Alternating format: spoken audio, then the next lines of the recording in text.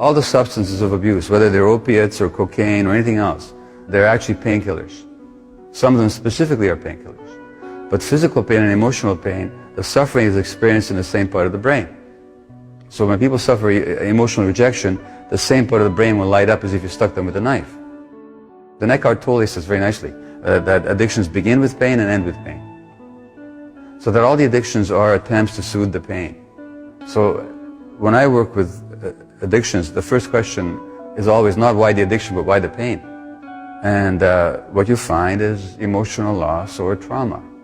In the case of the severe addicts, as in the downtown East Side here, they were every single one of them traumatized. There's no women walking the streets here who had not been sexually abused, not even by accident.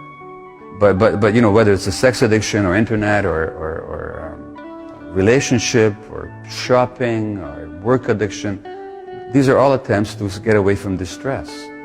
Keith Richards, the Rolling Stone guitarist, said, who used to have a severe heroin habit, as you know, he said that all the contortions we go through just not to be ourselves for a few hours. Or why would somebody not want to be themselves? Because they're in too much distress and too much pain. So I don't care what they tell you about genetics or any of that choices or any of that nonsense. It's always about pain. Well, the Tibetan Book of Living and Dying, it's got a wonderful line in it. Whatever you do, don't try and escape from your pain, but be with it. Because the attempt to escape from pain is what creates more pain. And that's the reality with addiction. But the question is, how can people be with their pain? Well, only if they sense some compassion from somebody. So as another teacher says, only when compassion is present will people allow themselves to see the truth.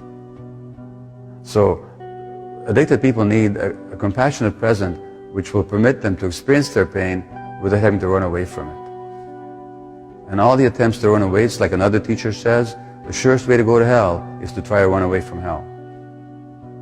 So you got to be with that pain. You just have to be with it, but you have to have some support. And we live in a society that, one way or the other, is always about instant relief, quick satisfaction, distraction. In other words, we live in a culture that is based on, both economically and psychologically, on not supporting people to be with themselves. So it's always the quick getaway. So it's very difficult to deal with addictions in a society. But yeah, it is a matter of, at some point, finding a way of being with your pain so that you can actually get to know what it's really all about.